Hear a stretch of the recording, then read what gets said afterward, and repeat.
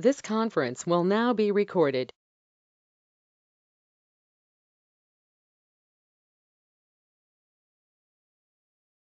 Hello everyone.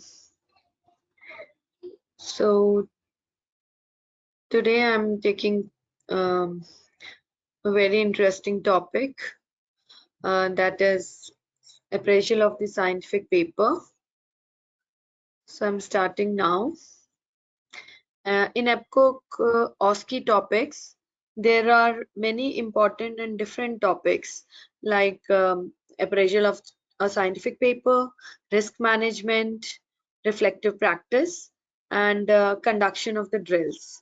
So these are some of the topics which we don't do in the MRCOG part 3.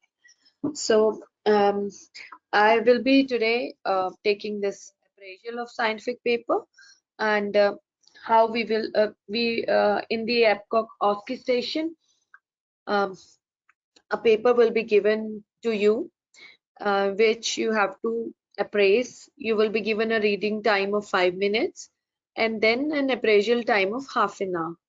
So in that half an hour you have to that timing I have to recheck about the timing which you will be given. I will recheck and post it because when I gave, it was an online exam and the timings were slightly different. So this time how much it is, I'll let you know. And apart from that, while you read, so what are the important things which you have to mark? So in that, first of all, the question is why to appraise a scientific paper. So to give you the basic idea that some papers and literature, they have flaws, yes, and they are questionable sometimes, and we cannot use them in practice because of the validity and because of the certain compounding factors. And appraising a paper is checking the paper for its importance and its validity. So we have to check the paper, whatever research has come up, that whether it is valid and can we use it in our research. So this is the reason why we appraise a paper. Now, how to do the appraisal? So once we have been given a paper and 5 minutes is the reading time, we have to literally pick up on the bullet points what we already have in our mind. So in this, the structure of the paper, first we have to see that, and we will use it in a MRAD structure mnemonic form. In this, first of all, we will all the papers have the same structure almost, that is with the introduction, then material and method, then results, and then discussion. And now what we have to see in this paper, which has the IMRAD structure usually, so we have to see the validity, that is it a sound study? We have to see its importance, is it clinically significant also, and whether it has the applicability on our patients. So the three things which we have to see in the paper is validity, importance, and applicability. And all the appraisal, we have to remain focused around these 3 points. While appraising the paper, we have to focus on checking its validity, checking its importance, and we have to speak it out also in front of the examiner that it is a valid study, it has a clinical significance too, and we can apply it on our patients or not. So, doing the introduction, first of all, we will explain about the study name, that this is a case cohort study or randomized control study, whatever is given on the first the line of the paper. So I will be showing one paper to you simultaneously.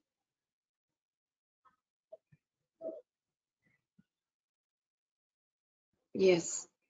So in this, can you see this paper? Okay. So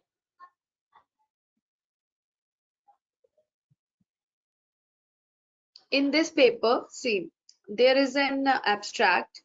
So first of all, we have to introduce our study in the form that this is a collaborative randomized control trial on corticosteroids in HELLP syndrome. So after speaking this, the title name, then we will tell the author name, done by Leela Katz et al. Yes, and after that, the next point will be the journal name. It has been published in whatever journal it is, in the reproductive health journal in the year 2013. So this is about the introduction we have to do.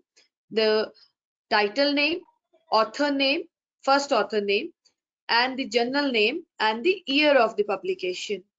So this makes our introduction, and on which subject that that is already included in the title name, but still we can expand it on the subject of, in the abstract we can find it out that why this study has been given, and otherwise mostly in title itself it is it can be seen like this is a trial on the corticosteroid in HELLP syndrome, so whether they are helpful or not. Now coming on to the, I would like to present the appraisal finding of title name. I'll summarize the, then after ending with, in the journal in the year of 2013 it has been published. After completing this sentence of introduction, you will put these lines that I will summarize the appraisal findings, highlight the strength and weakness of the study, and concluded with the interpretation of the findings in terms of implication of clinical practice and research. And now what next? Next, what we will do after explaining this, that I will be doing the highlighting the strength and weaknesses, and then I'll conclude with the interpretation of the findings, and whether we can use it in the clinical practice or not, whether we need more research on it or not. Then I will be defining the clinical question by the PECOG method of PECOG method. So in the PECOG method, this is very important to know. P for population or patient or problem. What is the problem here? So this clinical question we can usually found in the abstract and material and method section and the results section. So all three we have to quickly read in those 5 minutes and make the this impression of the PECOG. So in this thing we will be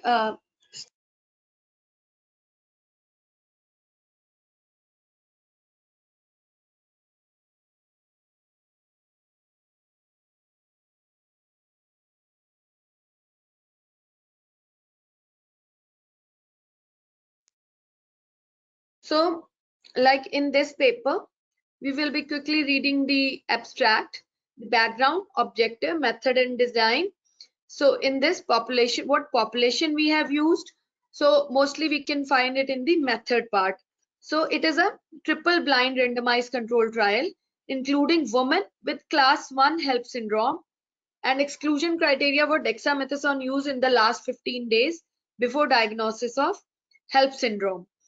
Chronic use of corticosteroid, chronic disease that alter the lab parameters of HELLP syndrome, such as chronic liver disease or purpura, patient unable to consent and without accompanying person that may consent to study participant. So these are the exclusion criteria, which we don't have to speak right now in the PECOG questionnaire. We just have to show that it is a triple blind study, and the women which have been included are were having class 1 HELLP syndrome. Okay, so in PECOG only this much will come, and in the population, women with class 1 what intervention we have done, or what kind of, whether we have done any test or any treatment we are giving to the woman. So that we will be seeing now. So that also will be here in the material and method. So during the study, so first of all, I will be choosing the population. It is women with class 1 HELLP syndrome, right? And now the intervention. What intervention we have done? During the study, the woman will be subject to strict control of blood pressure and urine output. Laboratory tests will be performed at regular interval during treatment and 24 hours and 42 hours after its suspension. And eligible patients will be invited to participate, and those who agree will be included in the study and receive placebo or dexamethasone according to a random list of numbers, and subject will receive the study medication every 12 hours for 2 days. So now what is the intervention? Dexamethasone 12 hourly for 2 days. Okay, so this is the intervention what we have given. And now comparison with placebo in this study. Then what were the outcomes? So outcomes also we can see in the abstract. So here in this material and method, and then I will be going to the end of this results, end of the paper, where results are there. So here we can find the outcome. So you have to scroll up and down quickly because you will go stepwise. First of all, you'll do the introduction initially in the beginning, a good introduction, followed by a good PCOG model, which you will keep ready by studying the article stepwise. So these are the data collection methods, and what were the outcomes? So it is the main outcome. Here they have written the main outcomes. So there are so many main outcomes. So you will stick to the first paragraph. Hypertensive disorder of the pregnancy defined according to the national high blood pressure. Maternal complication are this. Composite maternal morbidity, presence of one or more of the following findings. HELLP syndrome defined according to the criteria defined by CBI. Rescue corticosteroid scheme, use of ampule of IV dexamethasone in patient who had no improvement in laboratory test or worsened in the course of the drug and therefore had the outline of the study suspended, will also be adopted in patient who after 2 days persisted with very altered laboratory test. So still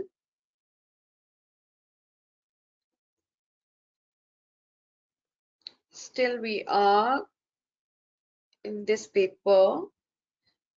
See these kind of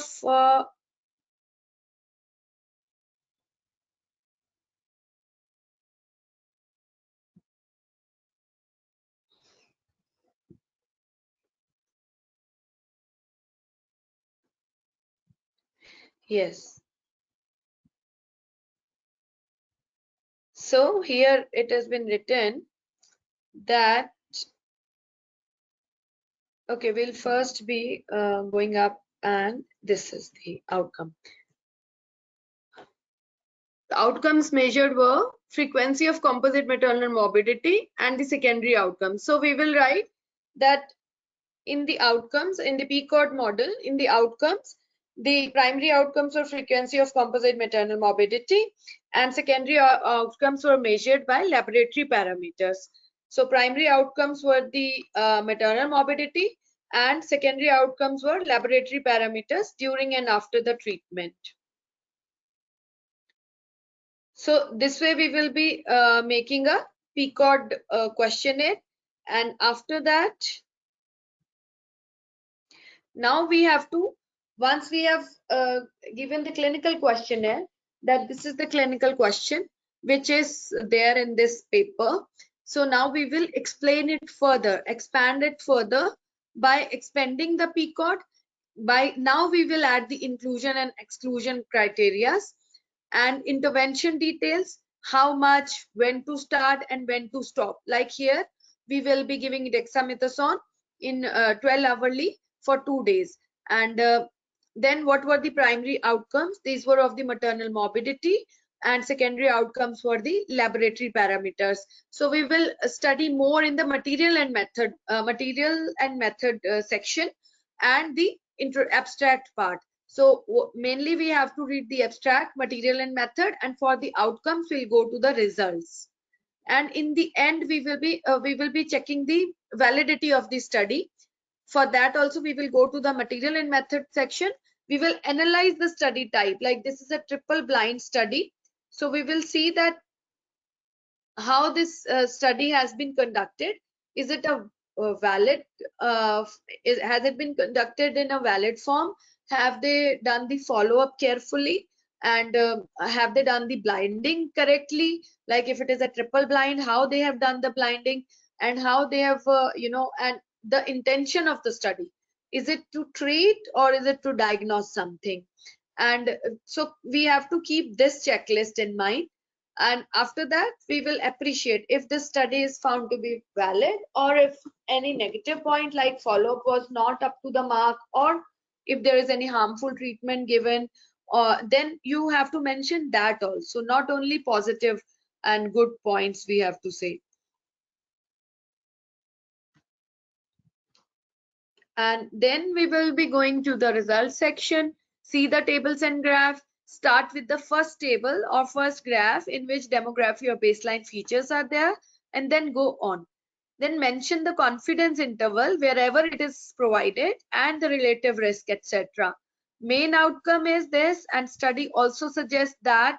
So these are the words which we can use, even if if you go and you see a paper which is lengthy, which is huge, you have not ever read anything about it, you have no idea about the topic, still if you know the basic template and from where to find what, like I have right now what paper I am opening, I have just opened it randomly, and that's why even I'm getting confused in scrolling up and down that where are the primary outcomes and where are the secondary outcomes. Similarly in the exam also, any paper if they give, you just have to find out quickly with the complete presence of mind that what all we have to see. First do a good introduction, then a PCOG questionnaire, then explaining the PCOG. Same thing you will explain again, like a population, we know that women with HELP1 syndrome, then exclusion criteria, and then the inclusion criteria as well. So all that we will speak, and then what dose of dexamethasone we are giving, and we are comparing against placebo. So how we are giving the placebo. So this all we have to mention, and then what outcome we are looking at, like primary outcomes and secondary outcomes. Primary were maternal morbidity and secondary were lab investigations, and then discussion part. So and then after explaining the PCOG findings, you will see the validity that will be in the material and method section. So here also, like I will go back again in this paper to the material and method section.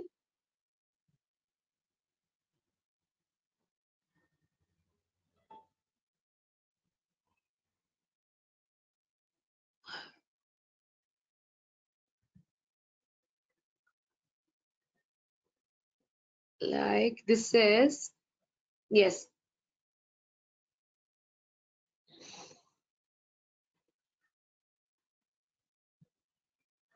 I think in this abstract is having the method and design. So in the abstract, it is written triple blind randomized controlled trial, and they have not given the details of the randomization, how they have done the randomization.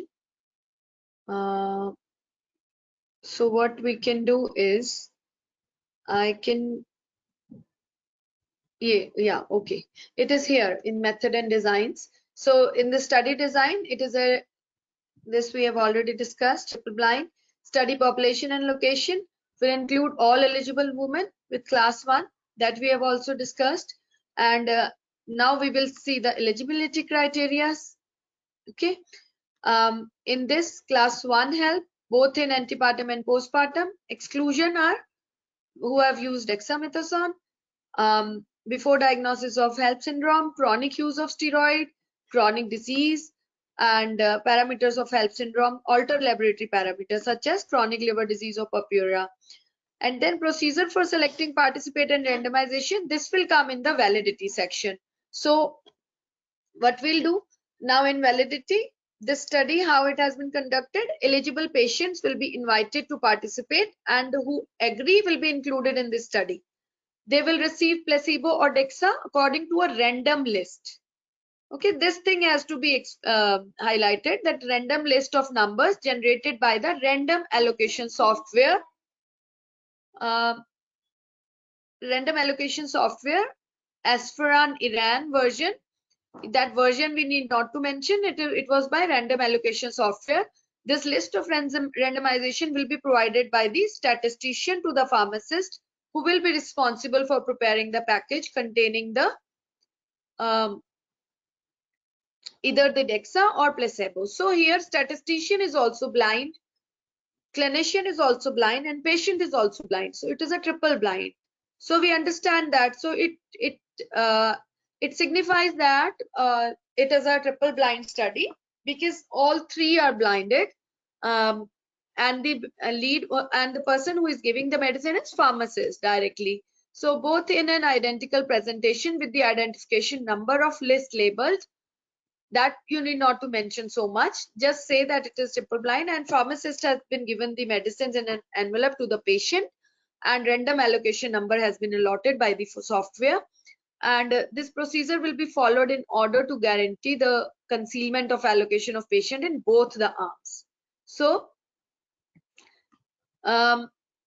because dexamethasone has no important immediate identifiable effects, either patients and medical staff should be blind of the intervention condition in each case. Study medication and placebo after delivered by the pharmaceutical industry to the pharmacy. The same thing is explaining in detail. So we have to choose the crux that we have already chosen. Yes. And then in the last of this paragraph, the study will receive the study medication every 12 hours for first 2 days. Now, this is about the study and how lab test will be performed in this study, and how the woman will be observed for other parameters which we have to see the outcome. Yes, that is blood pressure and urine output. Laboratory test will be performed at regular intervals of 24 hours. Blood count, coagulation, renal and hepatic function during treatment, and 24 hours and 48 hours after its suspension. So if investigator observe worsening of parameters or variable, the study protocol will be interrupted and dexamethasone will be administered. The same will be done if after the end of 2 days, the clinical situation deteriorates or does not improve. So the patient will be considered as belonging to the group that she was originally randomized to, independent of later use of dexamethasone. So recording such cases the need for rescue therapy.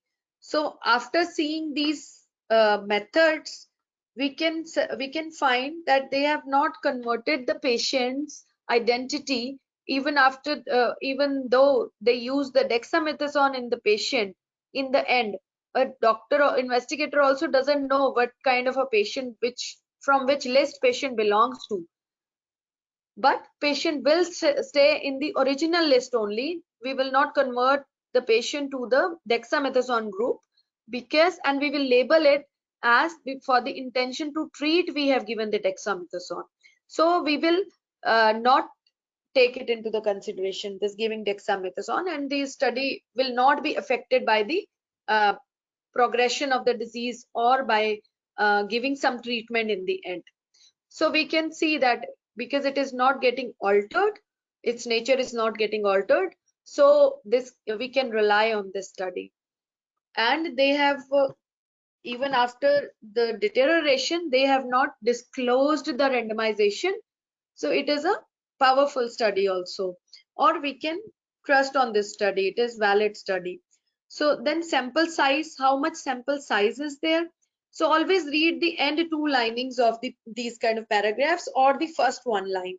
So in the end line, we can see this number was increased to 400 patients were there who were chosen for the randomization. So it was approximately 400 patient sample size was there. So no need to go into so much of detail about variables, and then coming on to the outcomes. So how we have taken the, then we have to tell that also after getting the validity done, we have to tell about the data collection and data analysis plan also. So again, the first one line or last two lines, data will be inserted in an electronic clinical research form, specially developed for the study in electronic platform. So we can easily say data will be inserted in an electronic clinical research form, CRF. That's all. Then what was the data analysis plan? It will be performed using the public domain software or the newest available version under the intention to treat principle, because this study is for intention to treat.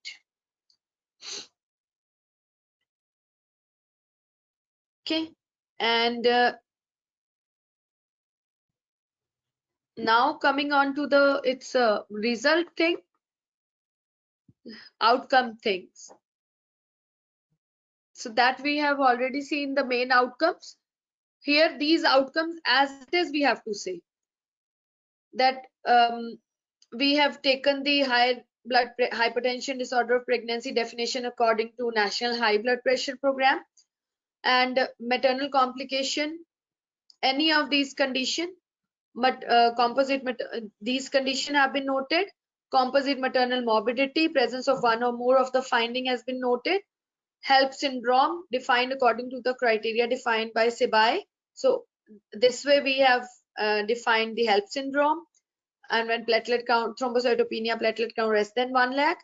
Rescue corticosteroid scheme, use of ampules of IV dexamethasone who had no improvement in lab test or worsened in the course of the drug, and therefore had the outline of the study suspended, like in which we have given the dexamethasone later on, will also be adopted in patient who after 2 days persist with very altered laboratory test. So this study suggests that we have given by using these definitions, we have classified the woman in different parts, and we have given the corticosteroid dose and for the intention of treat. Even if the patient is deteriorating, then also we have given a repeat dose of dexamethasone. So this we will be saying in the outcomes, and then the discussion part, the last part of this study is we will be saying that whether the author has included any other references nicely, or he is just taking the studies which are supporting its own, his own study findings. So that we have to see.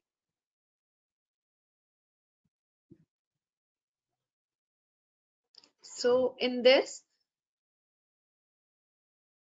we can see here that they have mentioned study in the Brazil, done in Brazil, and it is supporting the similar this thing that yes, dexamethasone shall be used in the patient with the early early HELP syndrome, and it accelerates recovery in these patients, and it is very attractive and potential maternal benefit and substantial reduction in cost for the health services. So we can say, okay, the author has mentioned another study also that has been done, and that is also supporting author's study, and also there is further literature, but which has been mentioned here, like see in the bibliography or in the references, there are so many studies which has been done. Yes, but still we would like to know more about I would like to go more in details about the literature to find more strengthening studies, or more powerful studies.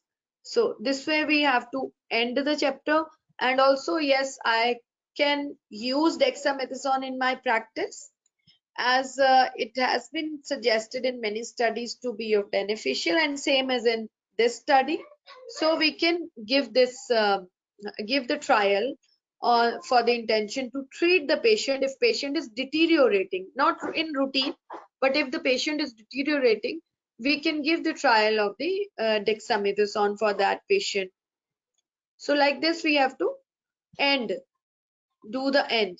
So in the, provide the findings, main outcome, study also suggests that, and then relate the study with existing evidence. Read the discussion, stop if any other study mentioned, plus apply your own knowledge. Okay. And if no study mentioned, then state that you would like to read more about this before inculcating into your practice.